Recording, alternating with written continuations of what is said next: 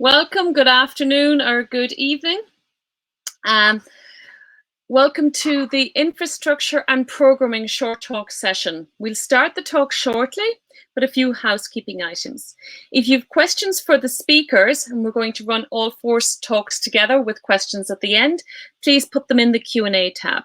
Because we'll run all four talks together with Q&A at the end, please put a little @ symbol with the name of the person or just the topic so we know who the question is for. You have the ability to upvote questions for the speaker to answer. If you'd like to ask a question live, just use the raise the hand feature and we'll bring you on stage. And of course, a video of this session will be available a couple of hours after the session is completed. Now, let me introduce you to the speakers. Our first talk will be from Minoru Nakano, from the Bench Inhabiting Cans Lab at the University Health Network at Princess Margaret in Toronto. And he will talk about ORCHESTRA web applications for orchestrating and sharing large multimodal data for transparent and reproducible research. Thank you. Master's student in Dr. Benjamin Habekane's lab at Princess Margaret Cancer Center. And today, alongside with Minoru, who's a software developer in the lab, I'll be discussing our platform called ORCHESTRA, which aims to achieve research reproducibility for biomedical data. First off, I would like to acknowledge that there are many current challenges today in the field, as there are large amounts of data that is being generated, and therefore the analysis pipelines and interpretation of this data is becoming increasingly complex. And moreover, there are a plethora of new computational pipelines that are being released to process this influx of data, which is very difficult to keep up with. And therefore, it's being said that we are facing a reproducibility crisis in the field. However, even though we have access to this large influx of data, there are still reproducibility concerns, as data is often shared in various locations for a single study, and it's difficult to locate and keep track of data and its updates. Biomedical data is often poorly documented among various consortia in the community, or simply no metadata is provided. And whenever there is a new update to data, we often cannot identify changes at the file level. And data is usually only processed with one pipeline that the data maintainers consider the best, and therefore only a single form of a data set is released. Moreover, there have been many pharmacogenomic datasets that have been released over the years, which contain both molecular and pharmacological data, which both can be used for biomarker discovery, with the most notable datasets including GCSI from Genetech, CCLE from the Broad Institute, and GDC from the Sanger Institute, all of which have varying numbers of cell lines and drugs. Essentially, our goal is to utilize these panel of cancer cell lines from the large pharmacogenomic datasets, where cell viability is measured across a range of increasing drug concentrations, and where molecular profiling is performed, such as gene expression data. And together, these can both be used for the discovery of predictive biomarkers. Alongside pharmacogenomics data, there are other biomedical data types that consist of convoluted pipelines for data processing across these studies, which express a great need for standardizing the manner in which these processing pipelines are maintained and executed, and in which these data are shared with the community. So therefore, our main challenge is how can we process and share this complex data using a plethora of pipelines in a way that will achieve reproducibility while still tracking data provenance. In order to address this challenge, we developed a platform called ORCHESTRA, which allows for the transparent and reproducible processing and analysis of biomedical data, as it integrates both genomic and pharmacological profiles of multiple data types through automated and versioned processing pipelines using an open source tool called Pachyderm. And at the end, our platform creates a customized and fully documented data object that can be used for future analysis.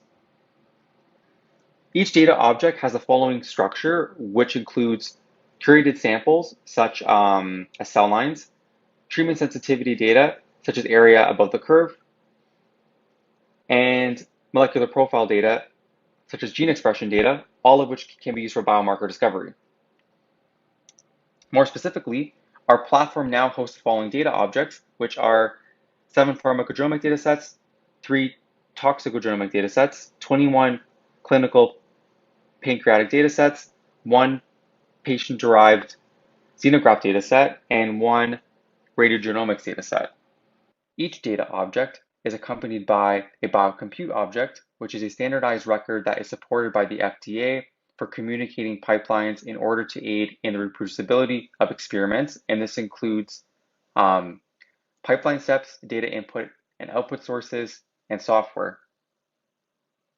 At the heart of ORCHESTRA lies Pachyderm, which is an open source tool that allows for the deployment of our pipelines to produce data objects by storing data in repositories, and it versions a data object which can easily be tracked through unique identifiers. And whenever there is a change in a repository, such as modifying or adding a file, this automatically triggers the pipeline deployment, and therefore a new data object version is created.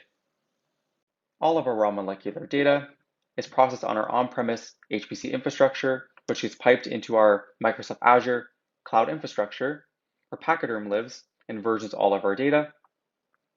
At the end, Pachyderm compiles all data from various repositories into a single data object, which is now versioned and gets automatically deposited to Zenodo, which is a data sharing repository where it is assigned a DOI, and at the end, the data object and its associated DOI is then used to populate a custom metadata web page on ORCHESTRA, which is sent to each user via email. Next, Minoru, who's a software developer in the lab, will be providing you with a demo of ORCHESTRA. Welcome to ORCHESTRA, a cloud-based platform that provides a transparent, reproducible, and flexible computational framework for processing and sharing multimodal datasets. This is the main page for the pharmacogenomics datasets, or PSETs. It provides an overview of the PSETs that are currently curated in the platform, including information about the available datasets and data processing pipelines.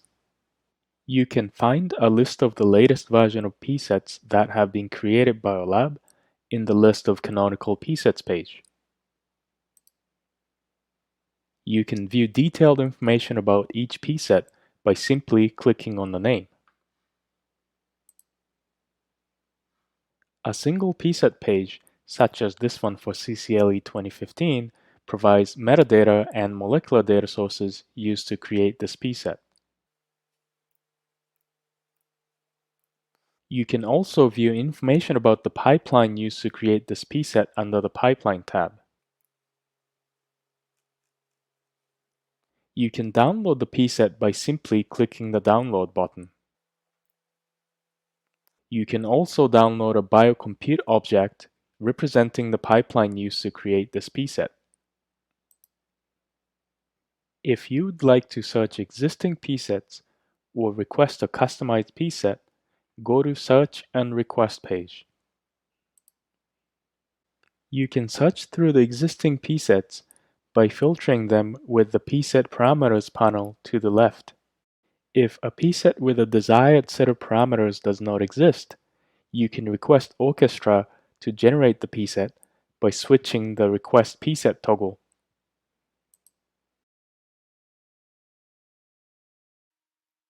Your request will be stored in the database and will either be processed immediately if the Pachyderm data processing layer is online, or will be processed when the layer becomes available.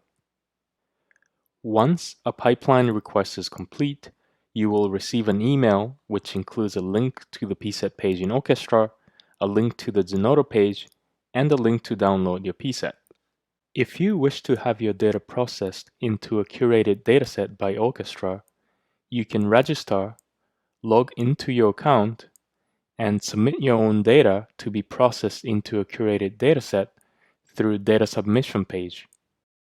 You will be asked to enter all the information required for us to integrate your data into Orchestra, such as file name and repository of all the annotations and data files. Another feature that is offered through the user account is the private dataset feature. When you submit your data to Orchestra, you may choose to keep your curated dataset private on the platform. The private datasets will only be visible to you and those who receive shareable link to the single dataset page. When the private dataset is uploaded to Zenodo, its access is set to restricted, which keeps the dataset from being publicly available. When you are ready to publish the dataset, you may do so by clicking the Publish button. This will make the dataset visible to the public, both in Orchestra and Zenodo. Orchestra has additional features such as usage statistics and API endpoints to access information about existing psets. To explore the platform, please visit www.orchestra.ca. Thank you for your time. Please contact us if you have any questions or comments.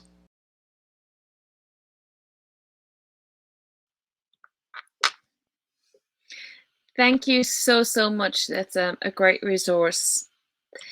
The next talk will be from Matt Paul, who's a bioinformatic analyst who works with Tom Carroll at the Rockefeller University.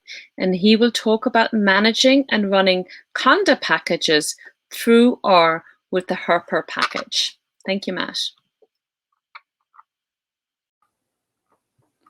Okay. I'm just setting up the share screen. Ooh. There we go.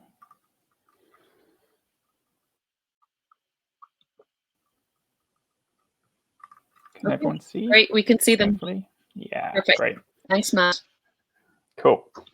So, thanks. And I guess thanks for the organizers for having me, and thanks to everyone for coming along.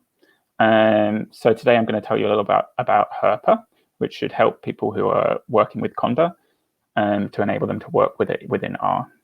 And so really we developed this because we were facing a problem, and that problem was we love R, all our systems are built in R, but not everything is built for R. And so we were using tools every day where we'd have to leave R, start using a tool, and then import the outputs back into R.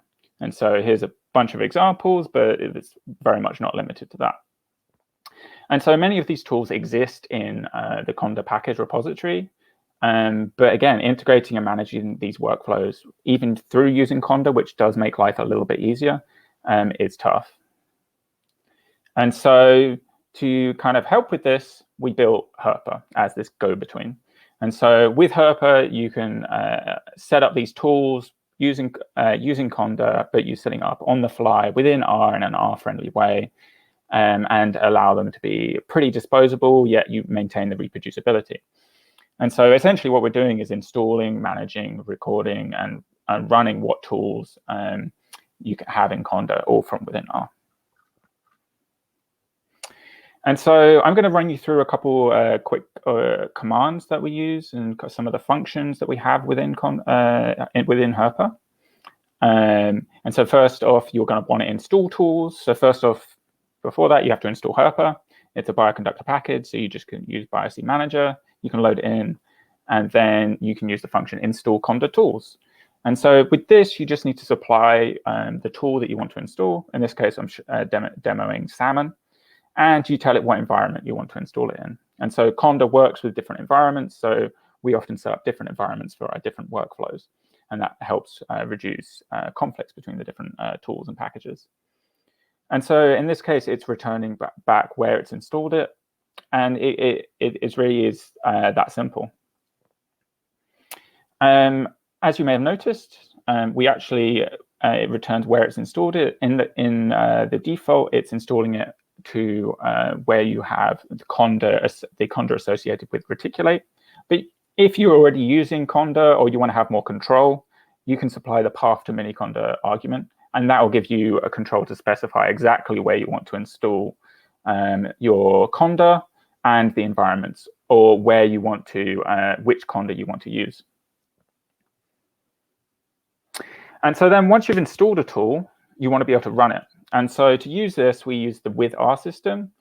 And so Conda is a way that you can activate individual environments. And so to really get around that, so we don't actually have to keep activating Conda and switching your paths within your system, we use with R because it allows us to temporarily and dynamically change the path variables in your R session so that the tools become accessible and exposed to your R session without you having to change everything. And then as soon as you're finished, it will change them back. And so as an example of this, we have the with Conda env function.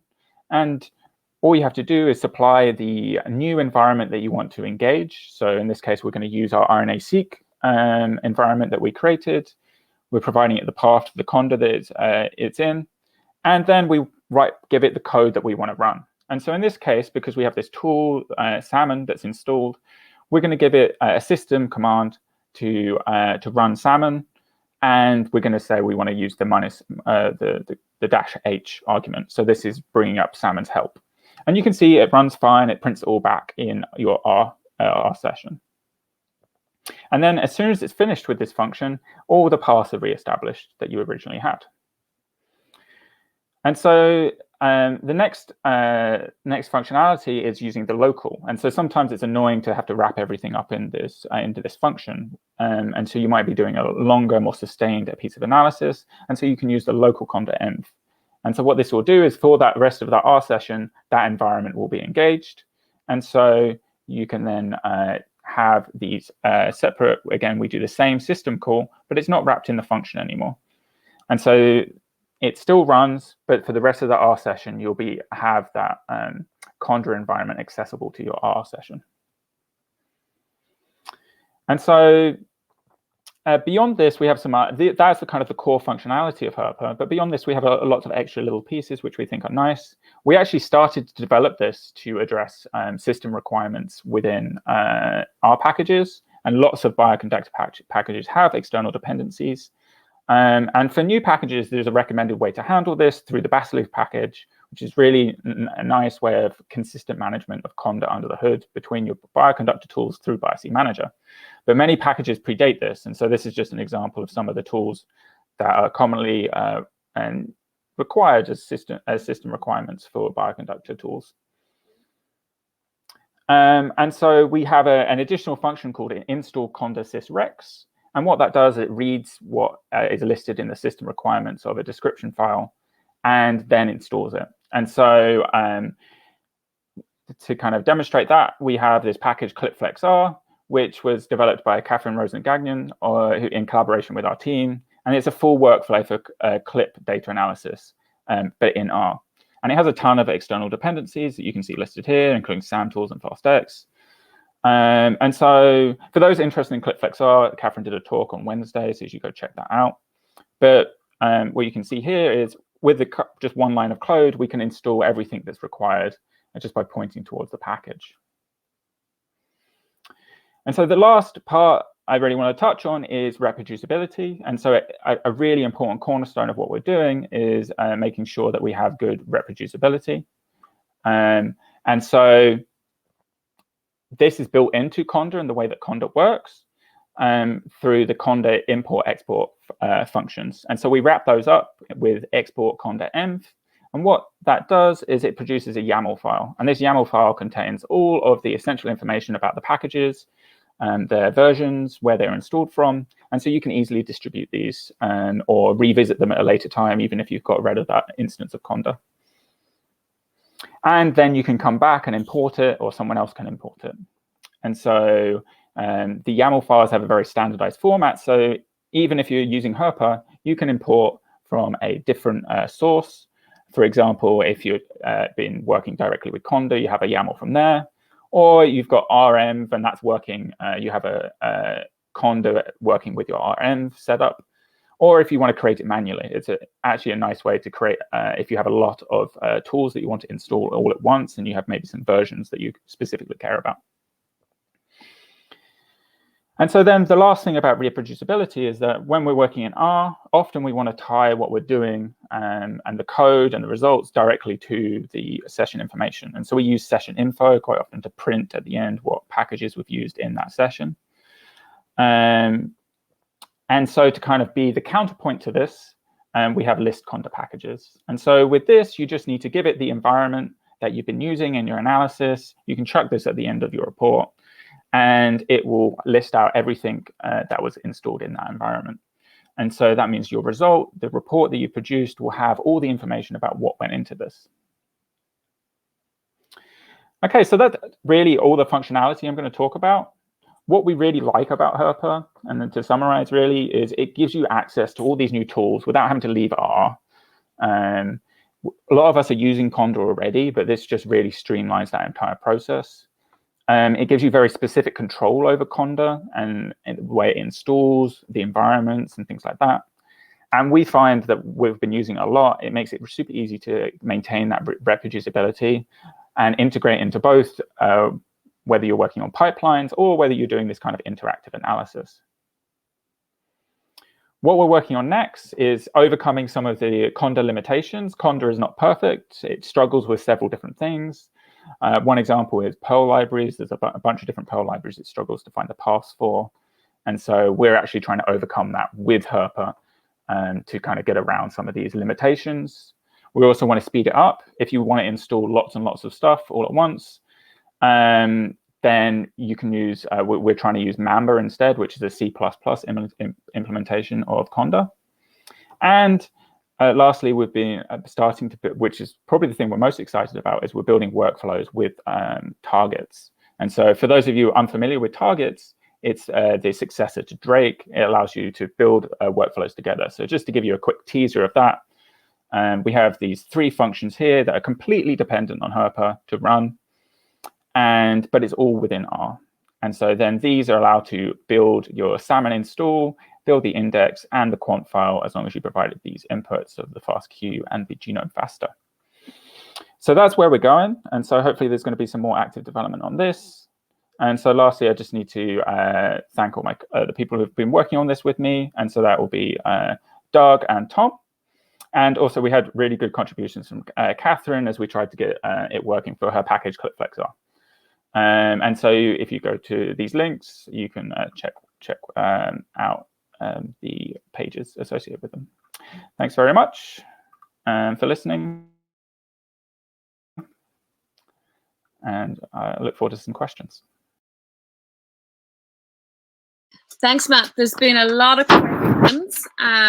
It may be useful to start answering some of them in the chat, but because in the interest of time, we're going to save all of the questions to the end for all 4 speakers. But yes, you have a lot of questions. There's been a lot of interest in this. It looks like a really useful tool for many people. I am going to move forward to the next talk. As I said, we'll do all the questions at the end. And so now we have Irzam Sarfaz from the National Textile University in Pakistan, and he is working with Muhammad Asif and Joshua Campbell, who's at BU. Irzam is a master's student, and he's going to present Experiment Subset, an R package to manage subsets of bioconductor experiment objects. Thank you. From the Campbell Lab at BU, and today I will be giving a short talk on the experiment subset data container, which is an R package to manage subsets of bioconductor experiment objects like summarized experiment, single cell experiment, including a few others as well. This package is a part of my master's thesis at National Textile University in Pakistan, and I'm very excited to present it here at the conference today, and maybe I'll be able to get some helpful feedback as well. So the motivation behind building this package, especially in terms of single cell data, is that many analysis workflows that utilize a matrix of genomic data have different subsets of the matrix needed at different points in the analysis. While classes such as summarized experiment or single cell experiment have the capabilities to store multiple assays that have the same dimensions, they do not inherently allow the storage and retrieval of subsets of assays from within the same object. To explain this further, we describe a sample workflow here. So if you look at the beginning of the workflow, We have a raw counts matrix with features in the rows and cells in the columns. And after removing the empty droplets, we have a filtered matrix with comparatively less number of cells. This is then further filtered to remove the poor quality cells, and this results in another filtered matrix where we have removed some additional columns of the object. Now this filtered object could undergo normalization, transformation, or even scaling. Using this scaled matrix, highly variable genes are selected and used as an input to dimensionality reduction tools such as PCA, which is then subsequently used for downstream analysis such as clustering or even 2D embedding. Often after the initial clustering of cells, users may also want to analyze a subset of cells that fit a particular biological category, such as T cells. They would then take a subset of the columns that are labeled as T cells and then redo several steps of the analyses such as scaling and the highly variable gene selection. So all of this is currently doable. However, in such analyses where you have a lot of subsets in the workflow, you would then have a lot of these separate experiment objects, which adds to the redundancy of the data. This is because either you would override the previous object and lose that data, or create new objects which will essentially contain the same values but just have fewer number of rows or columns. For example, in this sample workflow, we start with a single object, remove some columns, get 2 objects, remove some further samples and get 3 objects. Here we have the original scaled object and another object for T cells, so currently a total of 4 objects. And if we extract the highly variable genes, this would create another object, so total of 5 objects in this workflow alone. So overall, we have multiple subsets and multiple objects for these subsets. Another issue is the tracking the origin of these subsets. And for now, you would have to manually monitor the objects and see how and where they were created. And therefore, there's no systematic way for provenance tracking, especially if you have large, complicated workflows that involve a series of subsets. To circumvent these issues, we developed the experiment subset package, which is essentially a data container that's built on top of other experiment classes, like summarize experiment and single cell experiment, but with added support for subsets. The overall objective of this container is to allow the manipulation of multiple subsets, but all within a single object. So basically, you can have multiple subsets, but all within a single object. If you look at the overall design of the package, you will see that in experiment subset object, we have these main matrices that are generally called the assays in experiment classes. And now, in addition to these main assays, we support the creation and manipulation of subsets from within the same object. So now you can create these subsets, which may have some rows or some columns, or a combination of both from an assay in the object, or even create a subset from another subset. So you can have these long chains of subsets which may have originally originated from an assay in the object. Also, if you want to store additional data against just a subset, you can do that as well. And this is represented by the overlapping rectangles here. So overall, all of this is happening within a single experiment subset object, where you can now create and manipulate subsets as well as the main assays of the object.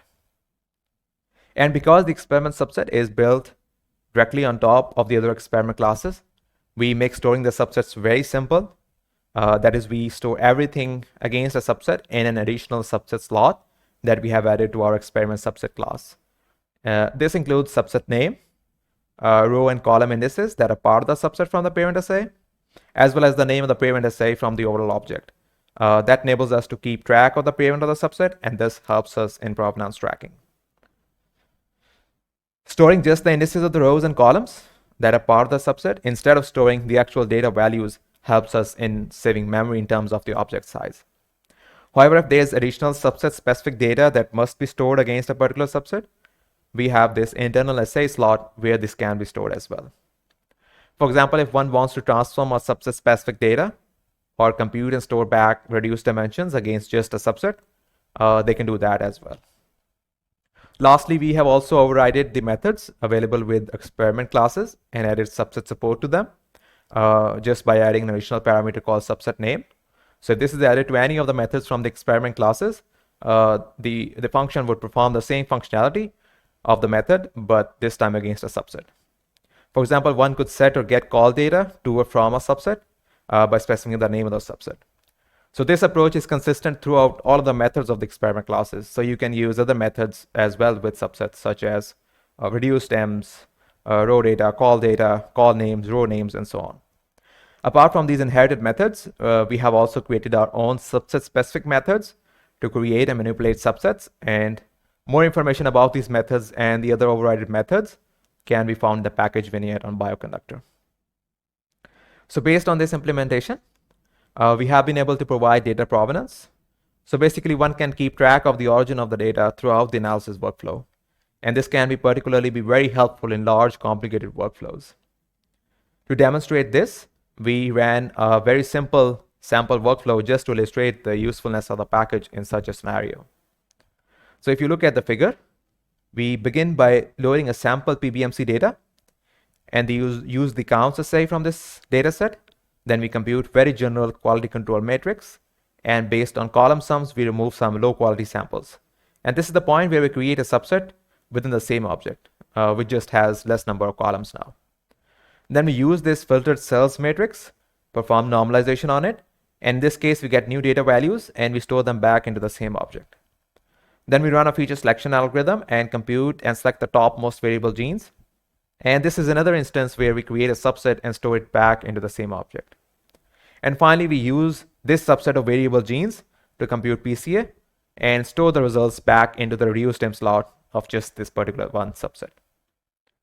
Now, if you call the subset summary function on the object, you will see this informative output, which shows what main assays are available. So we only had counts assay. And then it shows the information about the subsets and their origin and their other slots as well. For example, filtered cells here, this was a subset we created from counts, and we normalized and stored back the normalized assay for these filtered cells. Then we also created this subset HVG1000, and you can see here how it was generated. So basically, it was created from filtered cells normalized, which was in turn created from filtered cells, which started from the counts assay. So you can get this whole link of the origin of each of the subset you have in your workflow. Additionally, you can see what's available in the other slots of the subset. For example, for HVG1000, we also stored the PC results as well. So you can see that as well. So you can get an overall picture of the subsets in the object using this function at any time in your workflow. As far as memory savings are concerned, experiment subset does save memory in terms of object sizes when you have subsets in your workflows. And additionally, because all the subsets are managed within a single object, so it eliminates the need for creating additional objects. For example, with the workflow that I just described earlier, we ran it against both experiment subset and single cell experiment objects. And indeed, we saved up on redundant memory as well as reduced the number of objects to just one. So overall, you can have multiple subsets, but just a single object to manipulate them with the experiment subset package. Finally, just to sum up the presentation, experiment subset is a data container built on top of other experiment classes and adds subset support to them. The interface and the methods offered by experiment subset are almost the same as other experiment classes, and therefore it can be used as a direct drop-in replacement for these classes. We use a single object throughout the workflow, even if the matrices have different dimensions, so you can still manipulate them from within the same object. We offer provenance tracking and save up on memory occupied by redundant data. So overall, experiment subset is a very handy tool if you are running longer and complicated workflows that involve subsets of data. Before I end, I just want to acknowledge the contribution and guidance from Dr. Joshua Campbell, who leads the Campbell Lab at Boston University School of Medicine, and Dr. Mohammad Asif from National Textile University in Pakistan. The package and the vignettes can be found on GitHub and Bioconductor. And to read more about the lab and what we do at the Campbell Lab, you can visit our homepage at camplab.net. Thank you for listening. I hope you have a good day.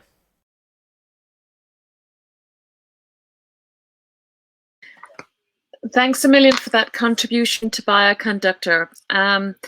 It looks like a useful package. I am going to proceed to the next talk, and then we will take all of the questions afterwards. There's lots of emojis there clapping at the end of the talk. The final talk in this session of 4 will be from Beatrice Calvo Serra, and she is a PhD student in the Department of Experimental and Health Sciences at UPF in Barcelona in Spain. And she will speak about ATENA, analysis of transposable elements in iron bioconductor, an important problem. Thank you. name is Bea, and I'm going to present the Athena package for the analysis of transposable elements in R and bioconductor. Transposable elements are autonomous mobile genetic elements, and they can be categorized in two classes based on the intermediate substrate propagating insertions. There are class 1 transposable elements, which use an RNA intermediate, and class 2 transposable elements that directly excise from one location of the genome and they reinsert in another. Transposable elements are further split into families and subfamilies depending on structural and sequence features. Transposable elements occupy different percentages of the genome length depending on the species. Their expression has been observed in association with physiological processes in a wide range of species. In humans, they play an important role in development, and the alteration of their expression has been associated with diseases such as cancer, neurodegenerative disorders, and autoimmunity. The study of the expression of transposable elements faces one main challenge. Given their repetitive nature, the majority of reads from transposable elements map to multiple transposable elements from the same subfamily or family. For this reason, specific software packages are needed for their quantification. Lately, a wide range of software packages have been developed. However, to the best of our knowledge, all of them work outside R and bioconductor. For this reason, we have developed Athena, a package that provides a complete implementation in R of three widely used methods with the aim to facilitate the integration of transposable element expression into bioconductor workflows for the analysis of RNA-seq data. One of the first methods developed was T transcripts, which reassigns multimapping reads to transposable elements using an expectation maximization algorithm. It quantifies gene expression together with transposable element expression. Second, there is RMAP, which is based on the filtering of reads. RMAP applies strict filters in order to only keep those alignments which pass all filters. In the case of multimapping reads, it only counts the primary alignments. Finally, Telescope is quite similar to T-transcripts, but with a few differences. The most remarkable are the use of different parameters in the expectation maximization step and the different approaches for the reassignment of multimapping reads. T-transcripts and Telescope are implemented in Python, and RMAP is implemented in Perl. Athena is the reimplementation in R of these three methods. And in order to do so, first we developed a unifying statistical and algorithmic framework for the three methods. Let R be a set of n sequence reads. For simplicity, we will assume that they are single-end. And F be a set of P features, which correspond to either genes or transposable elements. Sparse matrices are used to represent overlap between reads and features. When a read overlaps a feature, the value of the cell is 1, and if it doesn't, the value is 0. In the case of RMAP, the overlap matrix contains the overlaps provided by the primary alignments. Then reads are filtered according to RMAP criteria, and the overlap matrix is updated accordingly by removing the overlaps of those reads. Finally, feature counts are computed by just adding up the counts of each feature, like performing column sums. In the case of Telescope and T-transcripts, the matrix called the reassignment matrix represents all the overlaps, including both primary and secondary alignments. So, for the same read, for a row, there can be more than one column with a value of 1. Since any given read originates from a single feature, the sum of each read must be 1, so row sums must be 1. For this reason, the matrix is updated when a read maps to multiple features, and then the reassignment values take values between 0, and 1. Telescope and T transcripts assign these values following different approaches. Here we have followed the approach from T transcripts, which distributes the overlaps uniformly across all overlapping features. Then these methods apply the expectation maximization algorithm to obtain the feature expression levels, which here we identify as X. Pi instead is the relative abundance of each feature, which T-transcripts computes by considering only multimapping grids, and Telescope considers multimapping and unique grids. Finally, the EM algorithm estimates X and P iteratively.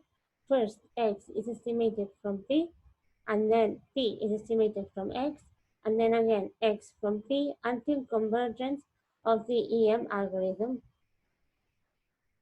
Here I will show an example for running Athena. The dataset that will be used is a published RNA-seq dataset of Drosophila. In the Drosophila ovary, the PW-associated silencing complex silences transposable elements, and thus the knockdown of PW causes the repression of transposable elements. The quantification of transposable element expression in Athena follows two steps. The first step is the building of a parameter object for one of the available methods. To do so, a specific function must be used for each method, but each of the three have common arguments. The first is the BAM file list object, then the G ranges with the transposable element annotations, and also optionally, if we also want to quantify gene expression, we can also input the G ranges with gene annotation. Finally, the aggregate by argument can be used to summarize transposable elements quantification at the locus, subfamily level, or other level. For each method, a different function is used to create the parameter object, and this way Athena provides a common interface to use these three methods. Finally, the QText function is used for all three methods to quantify expression using the previously built parameter object. The resulting object is a range summarized experiment. Here, as we can see, for quantifying two samples of more than 100 million reads, T transcripts was the fastest method, followed by ERMAP. Regarding memory consumption, Telescope and ERMAP are the ones requiring higher RAM. In order to test the performance of the three methods, the expression levels of Athena were compared to the ones of the original methods. These plots show the logarithm of count values. ERMAP is a method with the highest correlation, followed by T transcripts. Here, the percentage of coincidence is the percentage of transposable elements with exactly the same counts in the two methods. ERMAP again is the one with the highest percentage, followed by Telescope, which has an overall high coincidence, but differs from some transposable elements, which causes the correlation value to be lower. Athena integrates, as we said, transposable element and gene expression quantification in T transcripts, following the original algorithm of T transcripts, but it also implements gene expression quantification in ERMAP and Telescope, enabling the integration in the three methods. These plots compare results of transposable elements and genes for the two samples, and as we can see, in all three cases, PW sample has a slightly higher levels of transposable element expression than in the control group. The next steps that we will carry out is first to focus on improving the performance of the Telescope method. We will also focus on improving computation time and memory consumption. In this line, Pablo Rodriguez from our group is working on the data structures for sparse matrices to improve memory consumption. And finally, our last goal is to create our own method for transposable element quantification called Athena. Thank you very much.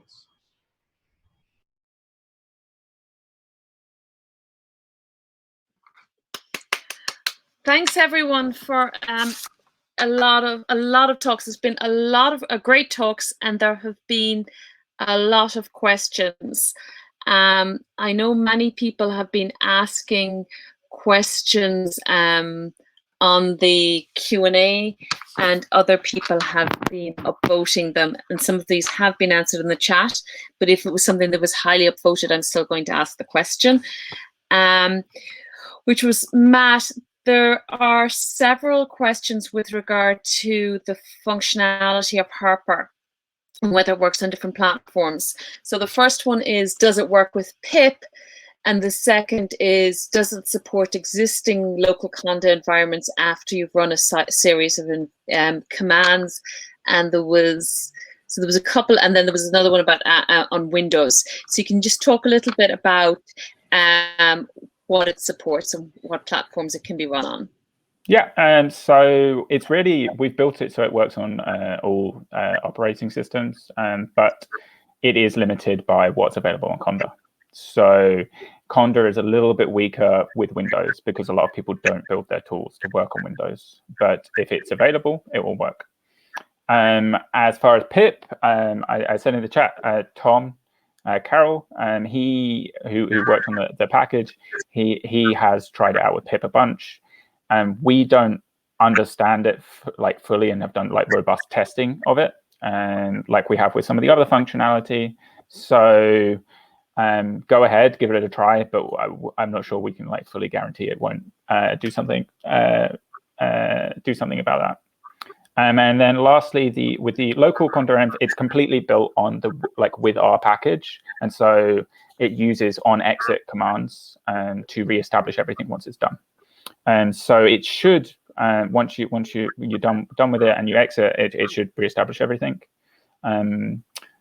What we are going to try and do is create a repository with some of these common workflows and stuff like that. So that should hopefully answer some of these external questions like pip and local Conda env. But a lot of it's also in our vignette as well. Fabulous, fabulous. I think getting R and Python to work together nicely can be incredibly tricky sometimes. Yeah. When you've got so many different dependencies, and it's a really important question.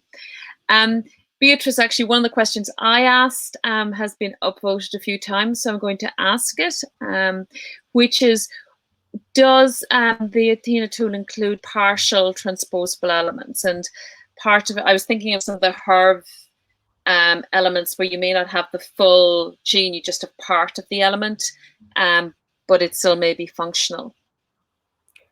Yes, well, the user can input the annotations desired in this line. There are quite a few resources that offer annotations. For instance, EdMap authors provide a curated list of annotations with full proviruses. Instead, Repeat Masker provides annotations which are more segmented. Athena will handle the same regard, like all annotations will apply the algorithm. In this case, in order if a gene has a transposable element sequence, in the case of telescope, in the case of telescope, it will apply the EM algorithm both to genes and transposable elements. Instead, the transcript only applies the EM algorithm to genes. So in the case of the transcripts, it will be important to include genes with transposable elements in the argument of transposable elements.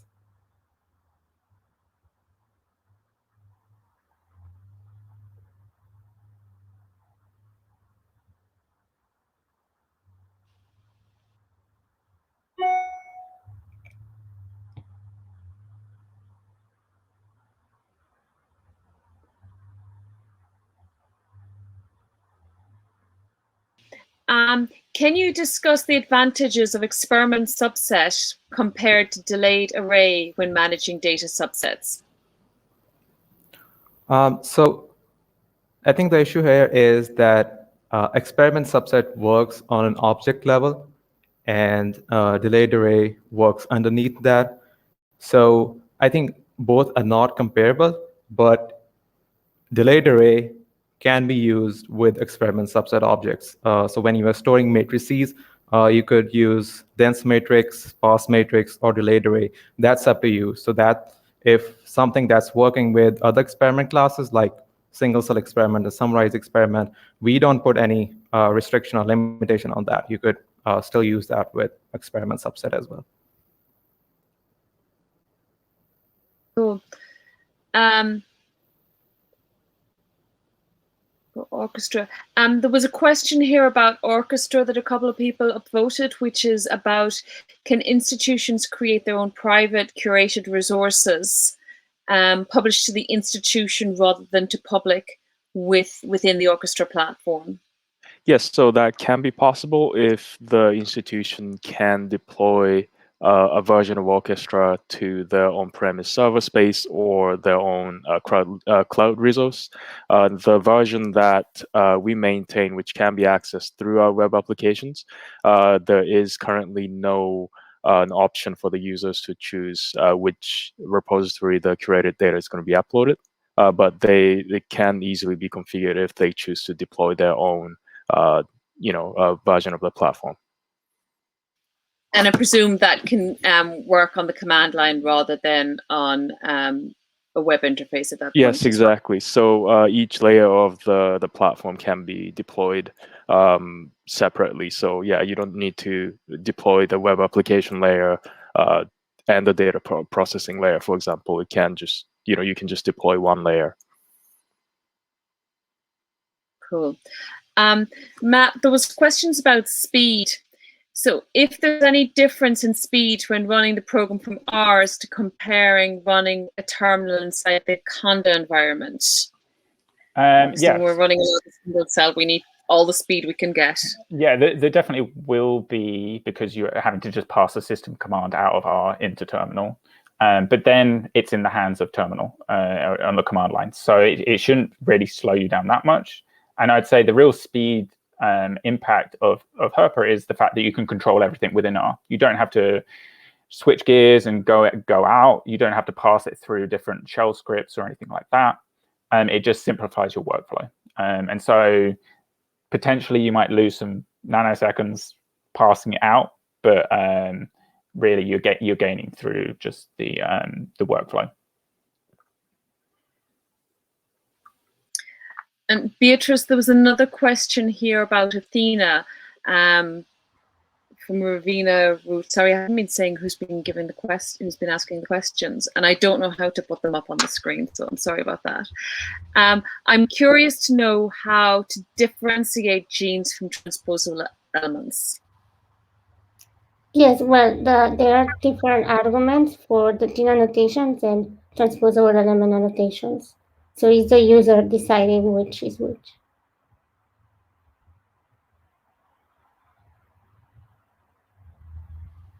And I think there's a lot of databases like ERVMap which describe transposable elements as well. They tend to be duplicated in the genome and things.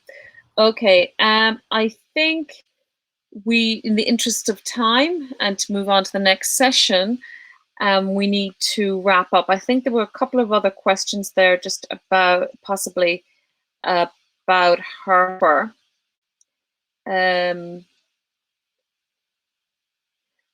Josh Campbell added in here to add what Irzam said. I believe there's another difference in the delayed array operations, such as subsetting in delayed array package operate on an array or matrix, where expression subset operates at the level of the experiment class. So other slots, reduced dims, call data, row data are included in the experiment subclass. Okay, interesting to know, and I'll definitely be interested to look at these and see what's best in idea of speed as far as doing one of these analysis. Thank you, everyone, for an incredibly useful and interesting session. I definitely learned a lot and some incredible contributions to the project in this session on infrastructure and programming short talks. Thank you, everyone, and please do follow up with the speakers via message or ask to join them at a table if you want to learn more. Okay, thank you, everyone.